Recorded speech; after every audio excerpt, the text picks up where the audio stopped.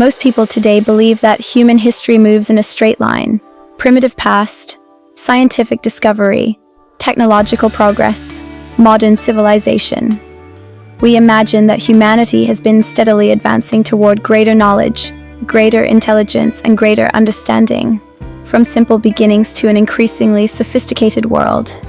In school, we are often taught a version of this story. Human beings began as primitive hunter-gatherers. Over time, we developed agriculture, then cities, then science and industry.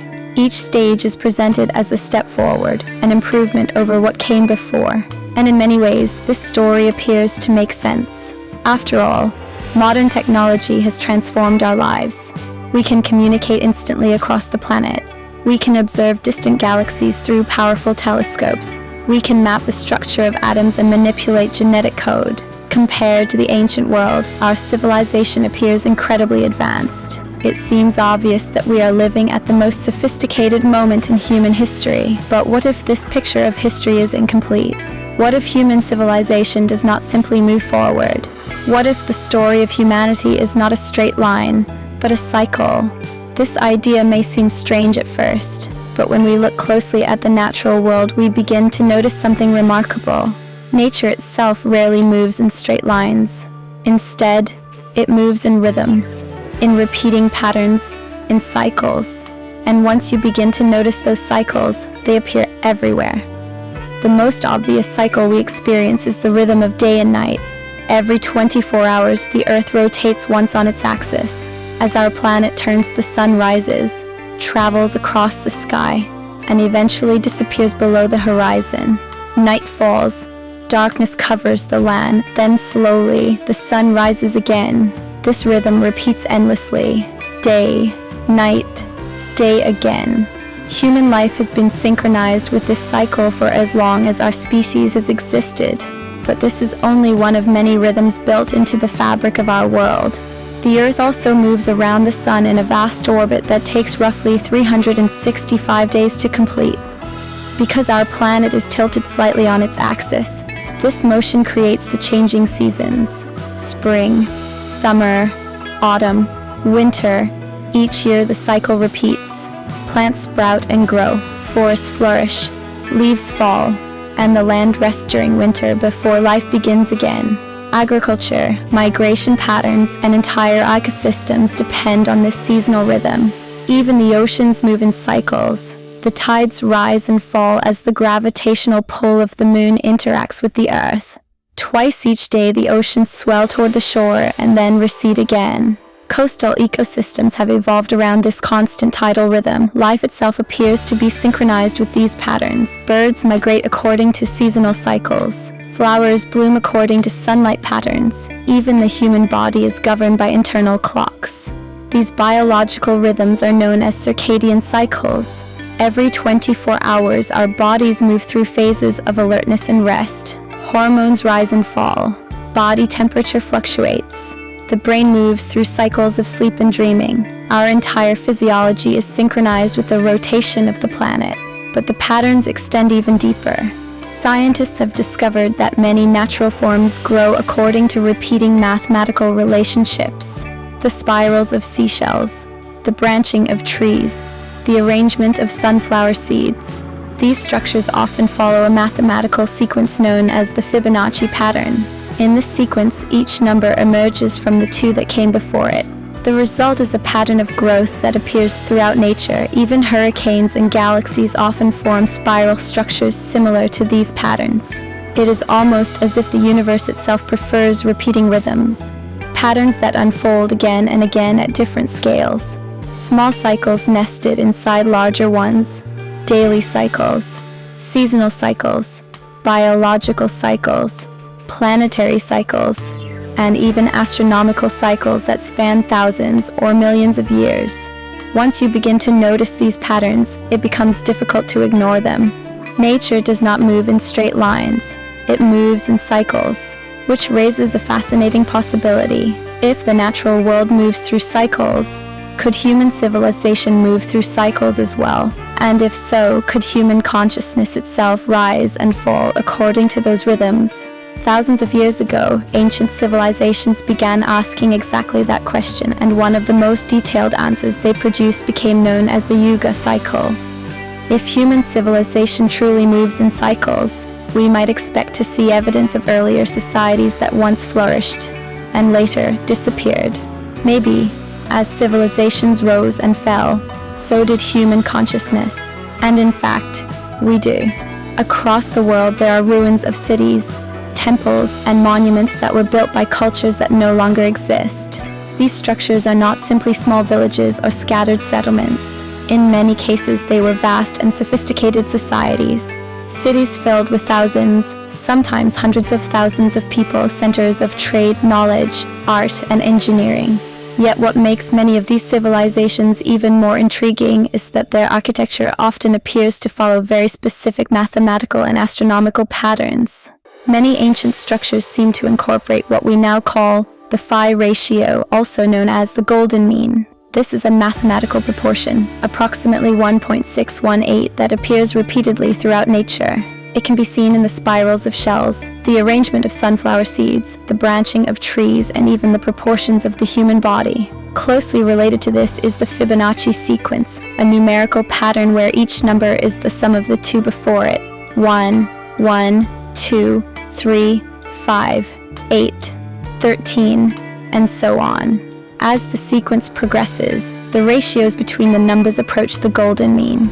This relationship produces the Fibonacci spiral, a pattern that appears again and again in natural growth. What is fascinating is that many ancient monuments seem to reflect these same proportions. Temple layouts, pyramid slopes, architectural ratios, and even city designs sometimes mirror these geometric relationships. It is almost as if the builders were intentionally embedding the mathematics of nature into stone. In addition to this mathematical harmony, many ancient sites also appear to be aligned with the stars. Temples and ceremonial structures were often oriented towards solstices, equinoxes, or the rising and setting points of particular constellations. Across multiple cultures, we see architecture that appears to mirror the heavens. It suggests that the people who built these civilizations were not only engineers and artists, but also astronomers. They seem to view the earth and the sky as part of a single cosmic order. With this in mind, the ruins scattered across our planet begin to tell a deeper story. One striking example is the ancient city of Angkor in present-day Cambodia. At its height nearly 1,000 years ago, Angkor was one of the largest urban centers on Earth. It contained an immense network of temples, canals, and reservoirs. The architecture was extraordinary. Massive stone towers carved with intricate reliefs. Enormous ceremonial complexes aligned with astronomical directions.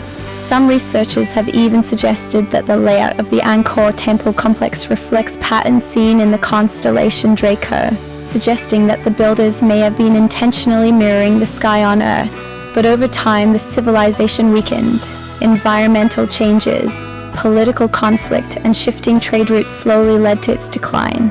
Eventually, the great city was abandoned. Today, much of Angkor lies partially hidden beneath jungle growth. Another example is the remarkable city of Machu Picchu, perched high in the Andes Mountains. Built by the Inca civilization, the city demonstrates remarkable stone engineering. Massive stones were cut and fitted together so precisely that even today it is difficult to insert a blade between them. The construction required enormous coordination and knowledge. The Incas also appear to have carefully aligned many of their structures with solar events. Certain windows and stones interact with sunlight during the solstices in ways that suggest deliberate astronomical planning. Yet the civilization that built Machu Picchu eventually collapsed following the arrival of European colonizers. For centuries, the city remained largely unknown to the outside world. It was rediscovered only in the early 20th century. Then there is Petra in modern-day Jordan, an entire city carved directly into sandstone cliffs. Temples, tombs, and monumental facades were cut from solid rock. At its peak, Petra was a thriving center of trade connecting Arabia, Egypt, and the Mediterranean. Even here we see evidence of sophisticated planning, geometry, and orientation within the carved structures. Yet eventually the trade routes shifted, the city declined, and Petra slowly faded from history. Across the planet we find similar stories. Great civilizations rising, flourishing, then declining and disappearing. Their architecture remains as silent testimony to the cycles of history, and in many cases, those structures seem to carry within them a deeper knowledge of mathematics, geometry, and the cosmos. It raises an intriguing possibility that the civilizations of the past may have understood something about the underlying patterns of reality. Patterns that appear in nature, in mathematics, and perhaps even in the cycles of human civilization itself. Some ancient structures are even more mysterious. Consider Göbekli Tepe in modern-day Turkey. This site contains enormous carved stone pillars arranged in circular formations. Many of these stones weigh several tons. What makes the site remarkable is its age. Göbekli Tepe was built more than 11,000 years ago. That places it thousands of years before the traditional timeline of civilization. At the time, historians once believed humans were still simple hunter-gatherers. Yet here we find a monumental ceremonial complex constructed with enormous stone pillars. Who built it? How was such a project organized? What kind of knowledge guided its construction?